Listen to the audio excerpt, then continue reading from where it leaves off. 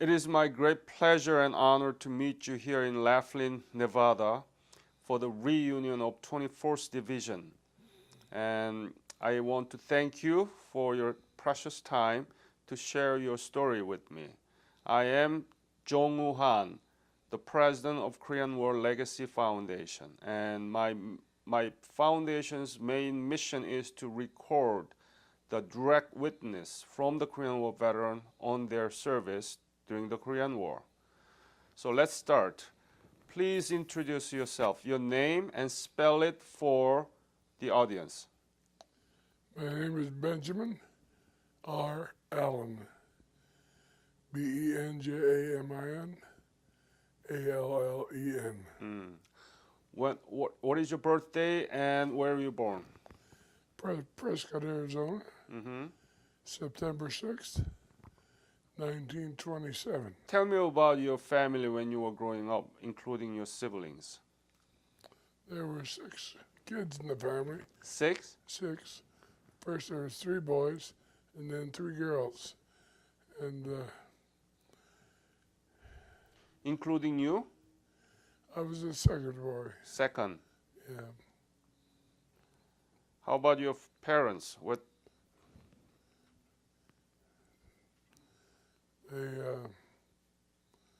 What do you want to know about my parents? Whatever. Yeah. He was a truck driver, Dad was, and Mother was a homemaker. Mm. And when I was not in school, I was on that damn truck delivering groceries. So, what high school did you graduate? Prescott High School Mm-hmm. When did you graduate? in 1945.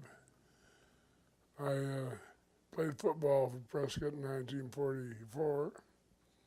We were all Northern champs. So you were the football player. Yeah. Good. Yeah, you huge. You huge. Well, I'm not as big as I was. When I was in high school, I was 6'2", Wow. but old age is not for sissies. So what did you do after graduate of high school? I went off to World War II in July of 1945. I was 17, and my older brother was in the Pacific on a gun crew, and I thought it was my turn. So when did you join the military? In July of 1945, Uh-huh. I went into the Navy, went to San Diego boot camp, and in August, the war was over. Yeah. So they kept me around a few more months to do a KP for the staff. Then they sent me home after about 8 months of service. Hmm. And I came home, and I got into a problem with my dad. I was bigger than him at that time, and he was a disciplinarian. And I did something he didn't like, and he whipped that belt out, and he was going to lay into me. And my mother told me, "Don't let him do it." And I told him, "That's it, Dad." But I couldn't live there anymore because that was his home. And so I went off to the military, joined I had in the meantime gone to Prescott Airport and got a private pilot license. I was a pilot. And I went into the Army and tried to join the Army Air Corps at that time. This was in 48. Mm. And I joined the regular Army. This big John Wayne type recruiting sergeant said, "Son, enlistments in the Air Corps are closed at the present time, but if you'll join the regular Army, as soon as they open, we'll transfer you." And I said, "Fine." So I joined up, And then that's how I spent 4 years in the infantry and 13 months in Korea. So when did you leave for Korea? What was your specialty, by the way? I was a sound locator. I had a machine. I'd set out an array of microphones and in the infantry, and we would record the firing of artillery against us, mortars against us, and we would pinpoint their location with this machine and calling answering fire to get them, knock them out. Wow, that's quite a machine. Yeah, Did you know anything about that machine before you joined? no. So how long did you have that training? About 6 months. And then when I went to Korea, they didn't have, it was new to them, and they didn't even have the machine. So since I was big and ugly, they made me a wireman. They needed big guys to carry wire, lay lines. So when did you leave for Korea? In September 1950. September 1950? Yes, Belonged to 21st Division? yes. Wow. So where did you go? Where did you arrive in Korea?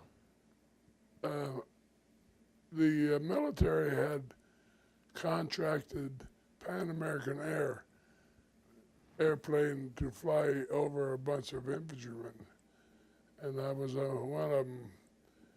And we flew into Tokyo, went by train to Sasebo, got onto a very luxurious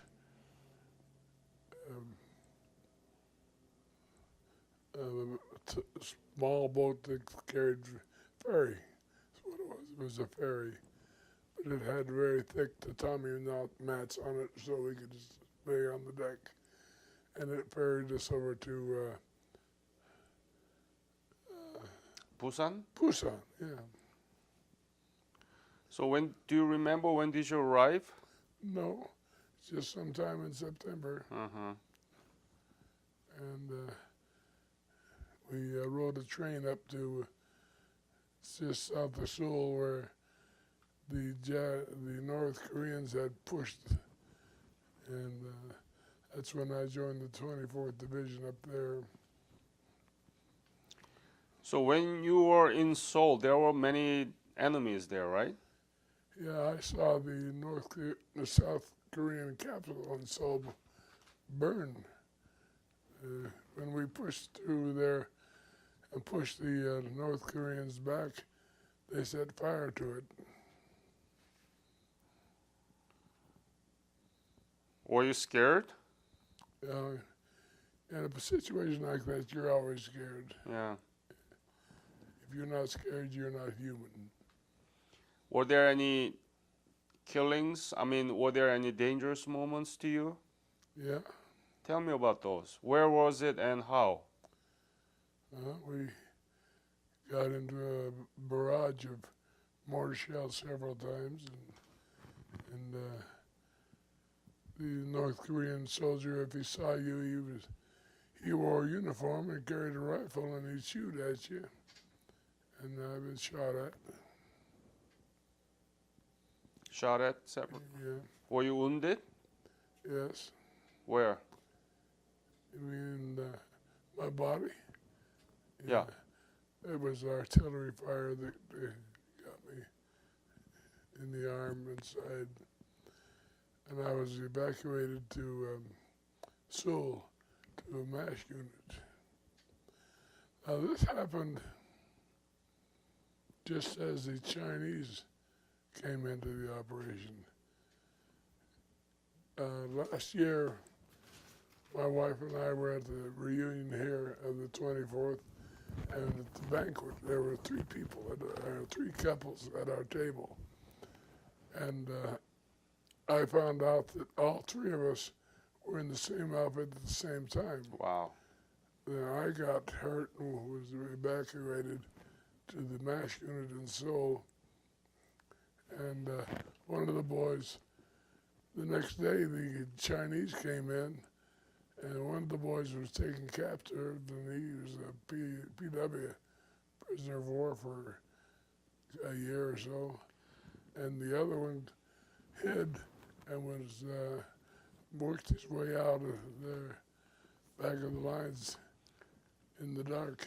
But Chinese came to North Korea around, In November. yeah, so you were the I mean, when was that you were in Seoul? Actually, the Chinese, if they were in Seoul, that must have been December. It could have been, yeah. So you just continued to stay in Seoul? Yeah. Well, no, I was with the front of the 24th Infantry as we were pushing forward. And we got actually up into North Korea. You were in North Korea Yeah, after the MASH? yeah. I went back to my unit and we went up there in Sunanju. Yeah. Yeah, that's where I had my hands and feet frozen. Mm. It was a terrible winter, that first winter there. Yeah. Yeah. And just one day after another, one foot in front of the other is all you can do. I don't like to tell war stories. I really don't think it does anybody any good. Mm-hmm. And to tell you a funny story, Yeah. when I returned from Korea, I had just a few months to go in the Army, and then I would be released. And so I was sent to Camp Edwards, California, to a AAA unit just to wait for my time.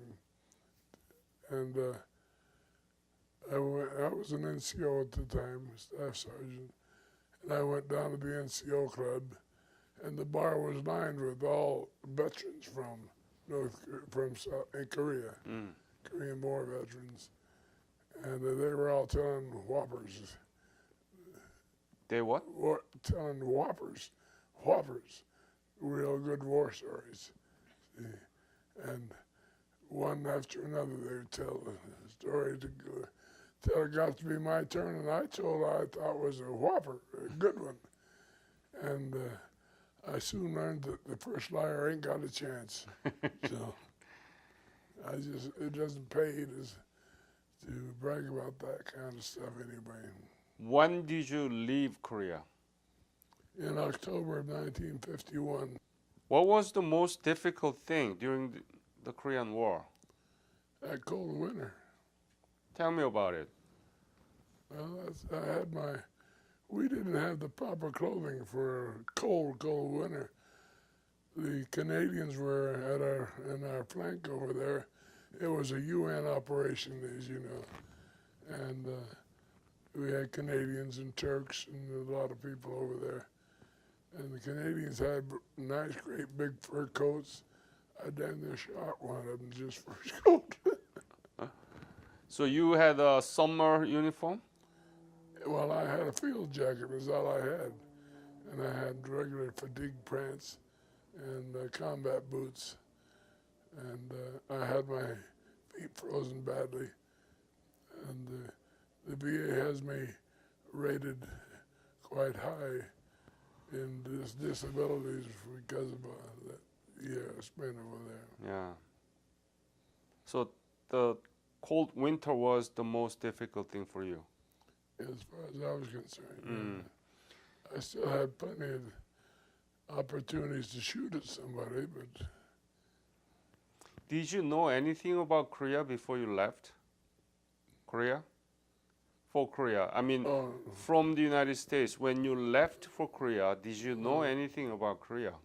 Didn't know anything about it. Didn't know even where it was at.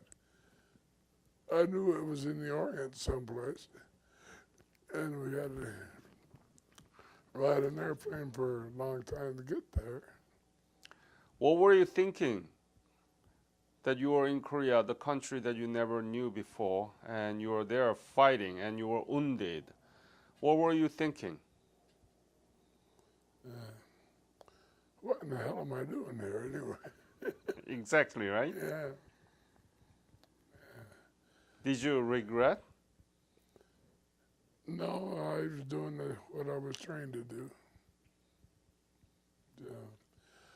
I wouldn't have gone to Korea to a combat place if I'd had a choice.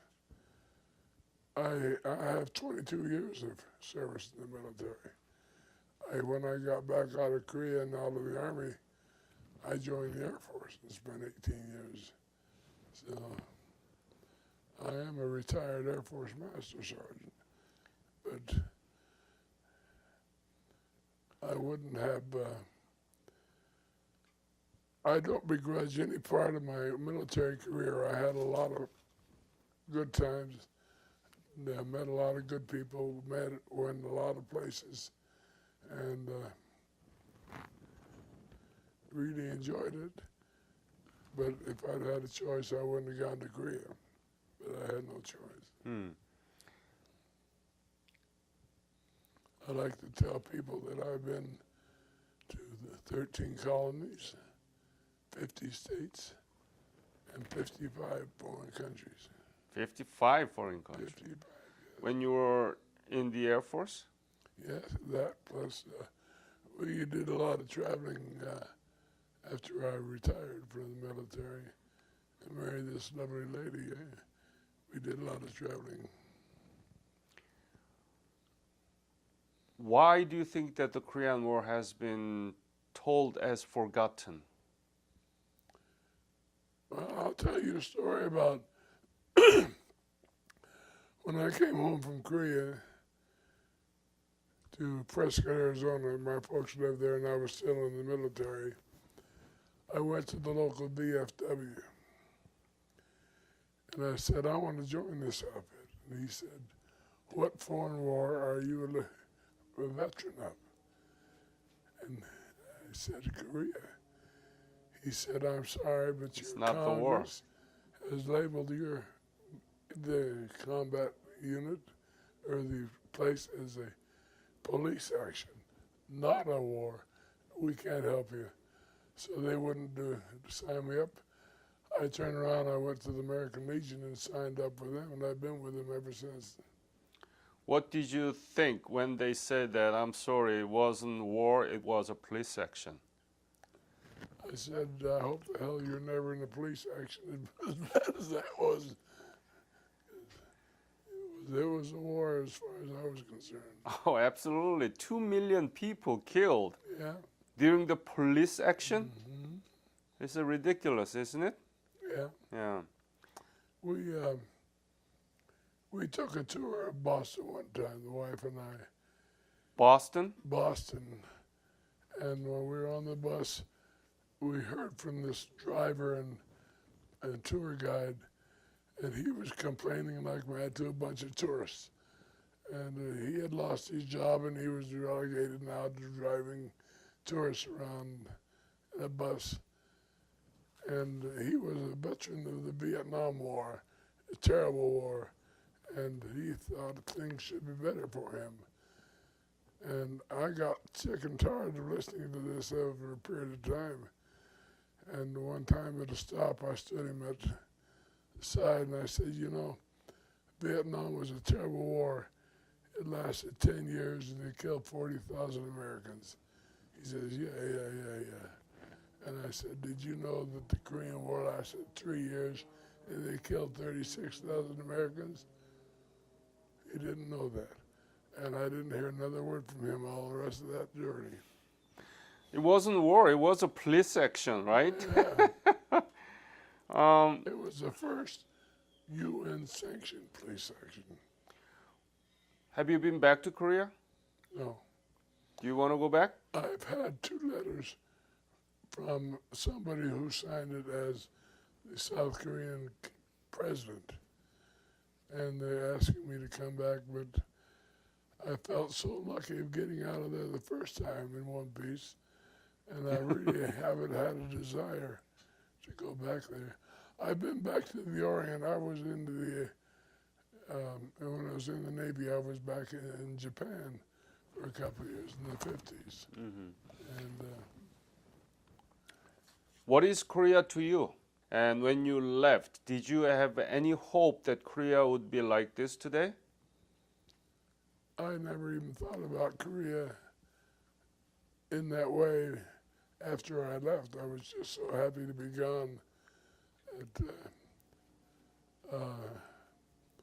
I'm happy that they had done so well, and I really feel that probably it was the war and our entrance into the war that helped them get them on their feet.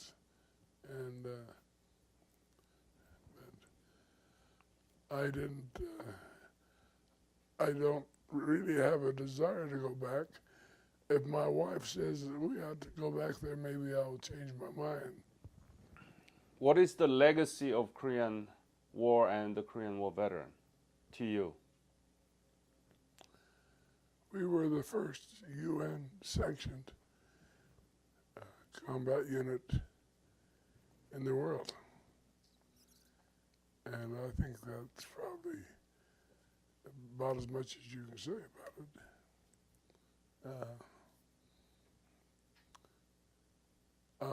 If they ever do it again, they'll get the women and kids first before they get to me again. I'm only 87 years old now. I ain't gonna go back. You gotta go back. What do you think about the alliance between Korea and the United States? Do you know anything about it?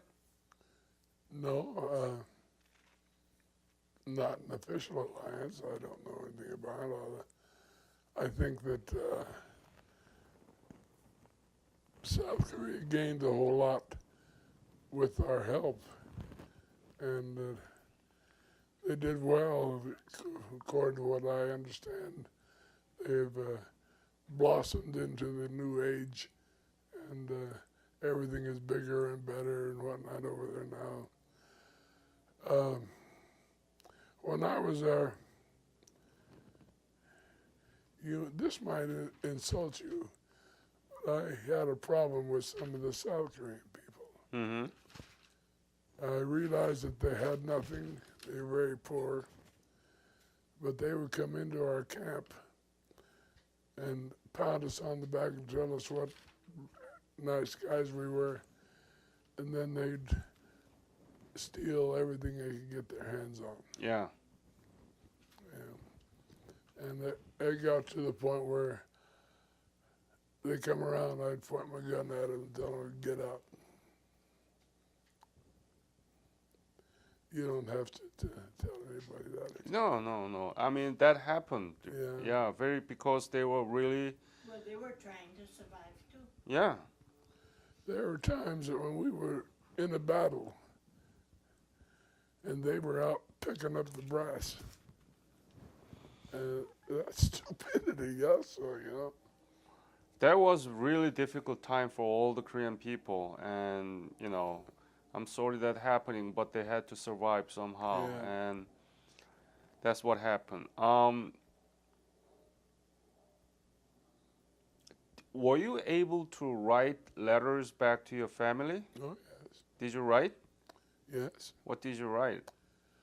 I told my mother, because I didn't want her to know where I was, I told her that the APO number is the Schofield Barracks in Hawaii is where I was.